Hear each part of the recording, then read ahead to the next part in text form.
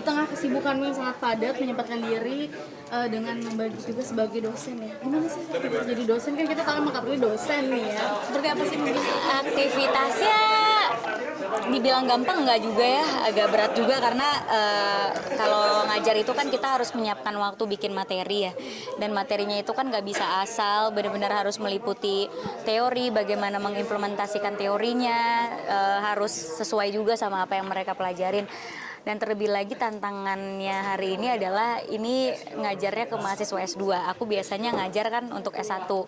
Dan kebetulan aku sendiri pun lagi S2, lagi melanjutkan pendidikan S2. Jadi kayak oke, materi apa yang bisa aku bagikan dan bermanfaat dan relevan juga sama apa yang dipelajarin sama mahasiswa di sini gitu. berarti seminggu berapa kali sih Kak kalau jadi dosen itu biasanya? Tergantung, kalau di universitas lain selain di yang aku ngajar tetap di satu semester ada beberapa kelas, biasanya itu undangan untuk menjadi dosen tamu. Tapi kalau di LSPR yang aku emang ngajar rutin satu semester tuh 6 kelas gitu.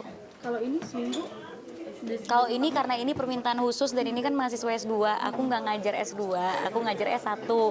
Tapi karena ini permintaan khusus dari dosennya yang juga merupakan rekan kerjaku, jadi kayak Pak Sofyan tiba-tiba ayo ngajar S2, aku juga deg-degan sebenarnya bikin grogi bikin materinya. Jadinya aku terima undangannya gitu, tapi aku nggak ngajar untuk mahasiswa S2 ya, sebenarnya aku ngajarnya untuk S1. experience gimana? Masih tetap deg-degan pas ngajar S2 ini kan udah berusia gitu ya. Seperti apa mungkin Kapri? Enak aja, maksudnya saya berusia. Saya juga S2. April, pengalaman kali pertama mengajar S2 kan, sebelumnya kan udah terbiasa tuh. Mungkin perbedaannya apa sih? Ya, Jika memang mahasiswa S2 dengan mahasiswa yang S1, dia mungkin udah berpengalaman lagi. Ya, perbedaannya pasti teori-teori yang ditampilkan beda gitu ya.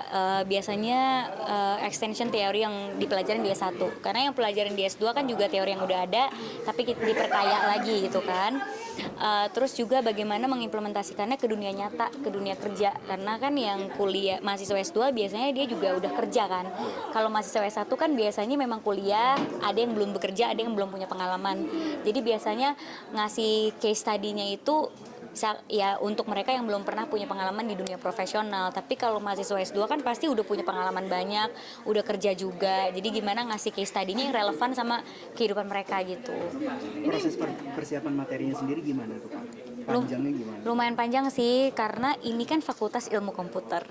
Berarti yang mereka pelajarin kan bukan yang sering aku ajarkan kalau aku di kelas S1. Jadi ya pasti diskusi sama Pak Sofyan yang selaku dosennya, materi apa yang relevan sama teori-teori atau mata kuliahnya di Fakultas Ilmu Komputer ini. Baru disambungin ke teori-teori yang aku biasa ngajar, terus relevansinya seperti apa, ngambil contoh kasusnya ke bisnis yang mana gitu. Jadi lumayan panjang sih, bikin satu materi ngajar satu malam ini aja sekitar 2 mingguan ya. Biasanya aku bikin materi ngajar nggak selama itu, cuma kan aku harus cari teori yang pas, case study-nya juga yang pas gitu. Kenapa pengen jadi dosen sih Kapri? Ini kan salah satu impianmu juga yang tercapai jadi seorang dosen.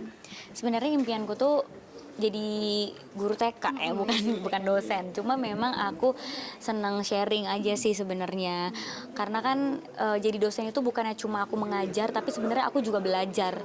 Karena kalau jadi dosen kan bukannya cuma kita memaparkan teori aja, tapi juga ada diskusi-diskusi yang terjadi antara aku dan mahasiswa. Dan diskusi itulah yang sebenarnya berguna banget buat aku sebagai pembelajaran. Jadi aku bukan cuma mengajar, tapi aku juga belajar bertemu dengan mereka gitu. Kalau disebut bilang honornya sebagai dosen sama di entertain lebih menjanjikan.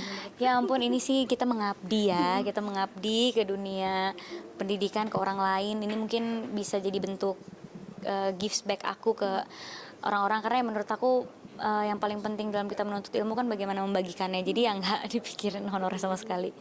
Berarti lebih menjanjikan ya, bisa dibilang sih kan tenaga pendidikan di Indonesia kan kurang.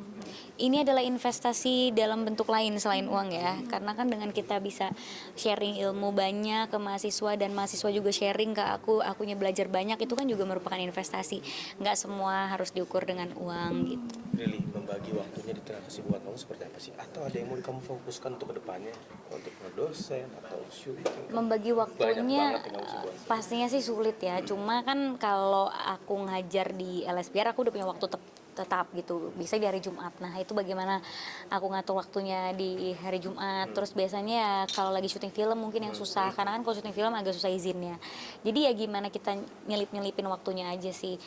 Nah misalnya di hari Senin adalah waktu aku ngantor juga, ya berarti ngantornya nggak bisa sampai malam, cuma bisa sampai sore biar bisa bagi waktu sama kelas gitu aja Ada sih. yang mau kamu fokusin kan untuk ke depannya gitu? Apa sih yang kamu akan fokuskan untuk ke depannya gitu di tengah kesibukan kamu yang banyak gitu, atau memang kamu menabung untuk investasi masa depan nanti gitu atau seperti apa? Sebenarnya kalau dibilang apa yang difokuskan, apa yang dilakukan itu tetap fokus sih, punya cara untuk fokusnya masing-masing gitu. Cuma mungkin skala prioritasnya aja. Misalnya kayak sekarang lagi syuting film kan berarti skala prioritasnya harus syuting film dulu. Tapi setelah itu baru bisa melakukan hal yang lain. Kalau misalnya nggak lagi syuting, ya skala prioritasnya misalnya ngajar dulu karena nggak lagi syuting. Jadi gimana kita bisa membagi waktu sesuai dengan skala prioritas saja. Hari Sumpah Pemuda, kamu jadi salah satu pemuda yang berprestasi di Malang. Seperti apa sih? Ini yang emang Prilly bisa lakukan ya sih sebagai pemuda gitu? Ya pastinya apa yang bisa kita lakukan bermanfaat atau enggaknya nggak melihat umur, tapi selagi kita masih muda lakukan hal sebanyak-banyaknya untuk bisa bermanfaat juga gitu. Prestasi bikin bangga, Prilly. Jadi seorang dosen jadi prestasi yang bikin bangga nggak sih? Mungkin menjadi seorang dosen itu selain prestasi lebih ke bagaimana kita bisa berbagi aja sih, karena kan menjadi dosen itu kita berbagi ilmu kan, dan itu bukan hal yang mudah gitu. Kita harus bikin materi, kita benar-benar harus memperhatikan juga mahasiswanya beneran nangkep atau enggak, apakah ilmu kita bisa bermanfaat. Jadi lebih ke situ sih. Ada yang beda nggak sih kalau jadi dosen sama entertain? Hari ini penampilannya kalau jadi bu dosen pakai baju? Kayaknya aku sehari-hari juga gini ya. Mungkin yang beda ya di saat aku menjadi dosen saling berbagi ilmu sama mahasiswa, bukan aku aja yang berbagi ya, memposisikan dirinya sebagai orang yang memang di situ gitu, bukan aku perilaku konsen yang artis atau harus treatment khusus, enggak. Jadi ya disesuaikan aja. Kenapa hari ini penampilannya beda nih dengan rambut baru? Gimana? Emang udah lama ya mau potong rambut, gerah ya. Jadi emang udah lama mau potong rambut dan kebetulan ada project yang harus potong, jadi potong. Oh, alasannya gerah gitu. Lebih sakit nggak sih? Enggak sih, sekarang? alasannya karena pacar saya lebih suka cewek rambut pendek. Oh iya. Jadi Loh saya mah bucin ya kan. ya itu juga termasuk katanya dulu tuh pas temenan katanya sempet apa namanya salting ya. Iya, rambut pendek ini merupakan sejarah. Kalau saya nggak potong rambut belum tentu saya pacaran sama Omara ya. Karena saya potong rambut, dia jadi memberikan pujian. Nah di situ kita naksir-naksiran. Ini potongan terpendek atau pernah ada yang lebih Enggak, aku pendek? pernah kok lebih pendek lagi. Ini emang standar aja sih. Bucin itu ya Ibu Prilly gitu. Oh iya dong, punya pacar kalau nggak bucin nggak usah punya pacar. Hari ini bisa ikut kelas, nemenin atau memang ikut kelas atau seperti apa sih? Nemenin karena dia kan juga sering ngajar seminar juga, jadi nggak mungkin dia jadi murid ya, dia mungkin lebih pintar dari saya, jadi dia nggak mungkin jadi murid saya. Dia lebih pintar. Kadang kalau saya bikin teori saya kirim dulu ke dia untuk dia periksa gitu, jadi dia sini nemenin untuk saya nggak grogi gitu. Tapi ini jadi satset gak sih Kak Prilly? Mungkin rambut pendek ini satset nggak sih kalau ngapa-ngapain? Oh satet banget, ini nyatoknya cuma 5 menit. Kak Prilly dia udah ini nih ada memperingati hari penglihatan sedunia. Udah amin belum sih? Hari apa sorry? Penglihatan sedunia. Ah. Kak Prilly sendiri ada masalah nggak sih penglihatan? Atau udah ngerasa gitu? Minus 2,5.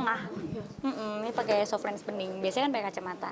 Seberapa penting sih ternyata mata tuh kalau punya penyakit mata tuh? Itu penting banget karena adikku juga ada kelainan matanya tuh -8, silinder 7 kalau nggak salah dari lahir. Jadi memang udah keturunan kayak gitu ya. Pastinya penting banget. Dan Kak Prilly caranya gimana untuk seperti pakai soft lens warna bening gitu ya?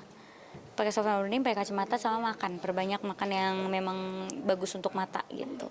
Kendalanya apa? Misalnya nggak bisa baca Nggak bisa lihat kalau dibuka soft lensnya. Aku nggak bisa lihat jauh. teks gitu? Nggak bisa. Nggak bisa. Sepenting itu ya jaga kesehatan mata ya? Iya dong, penting banget. Siap. Terima kasih.